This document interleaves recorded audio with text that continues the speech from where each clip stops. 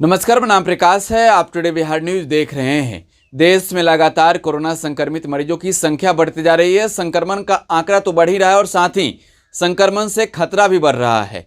संक्रमण से मरने वालों की संख्या में भी तेजी से वृद्धि हो रही है। इस बीच बंगाल में चुनाव है और चुनाव प्रचार चल रहा है। बीते दिनों राहुल गांधी कोरोना पॉजिटिव हो गए थे। उससे पूर्व ही राहुल गांधी ने कहा था कि अब वो अपने सभी कार्यक्रम को रद्द कर रहे हैं, बंगाल के सभी रैलियों को रद्द कर रहे हैं और चुनाव प्रचार नहीं करेंगे। अलग अलग पार्टियों से भी उन्होंने अपील की थी, लेकिन बीजेपी अब भी चुनाव प्रचार कर रही है और इसको लेकर विपक्ष हमलावर है। लगातार जिस तरीके से देश के अलग अलग जगहों से बदहाली की तस्वीरें सामने आ रही है, विपक्ष को मौका मिला है और विपक्ष पूरी तरीके से हमलावर है केंद्र की नरेंद्र मोदी सरकार पर और सवाल पर सवाल पूछ रहे हैं। और साथ ही जिस तरीके से अस्पतालों की बदहाली की तस्वीरें सामने आ रही है, अस्पतालों में ऑक्सीजन नहीं है, वेंटिलेटर नहीं है और साथ ही मरने वालों की संख्या में वृद्धि हो रही है। कहीं ना कहीं सिस्टम पर सवाल खड़े हो रहे हैं और कोरोना से लड़ाई को लेकर सरकार के तैयारियों की पोल भी खुल रही है। इस बीच बंगाल चुनाव में अमित शाह की रैली और इसको लेकर हमला बोला है बिहार की विपक्षी पार्टी राष्ट्रीय जनता दल ने।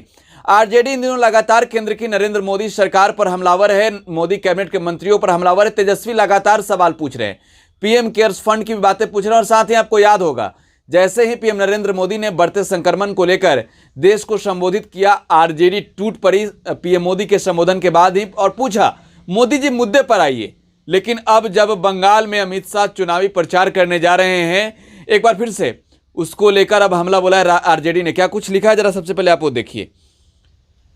विश्व में कोरोना के एक दिन में सबसे अधिक 3,16,000 नए मामले मिलने और पिछले 24 घंटे में भारत में कोरोना से 2102 मौत होने के बावजूद गृह मंत्री अमित शाह आज पश्चिम बंगाल में 3 चुनावी रैलियों को संबोधित करेंगे। लोग ऑक्सीजन, दवा और इलाज के अभाव में मर रहे हैं और सरकार रैलियों में मस्त है।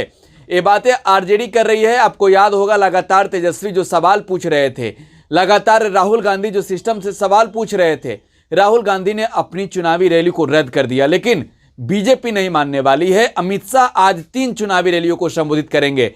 बंगाल में लगातार संक्रमण का खतरा बढ़ रहा है, संक्रमित मरीजों की संख्या बढ़ रही है, संक्रमण से मरने वालों की संख्या में वृद्धि हो रही है। लेकिन जब बीजेपी की चुनावी रैली है, अमित शाह की चुनावी रैली है, तो आरजेडी ने बड़ा हमला बोला और इसके बाद आरजेडी बिहार की नीतीश सरकार पर भी बरस पड़ी है, क्योंकि बदहाली है, ना वेंटिलेटर है, ना ऑक्सीजन है, मरीज संक्रमण से मर रहे हैं। आप टुडे बिहार न्यूज के साथ बने रहें। लगातार यहां खबरों का सिलसिला जारी है। धन्यवाद।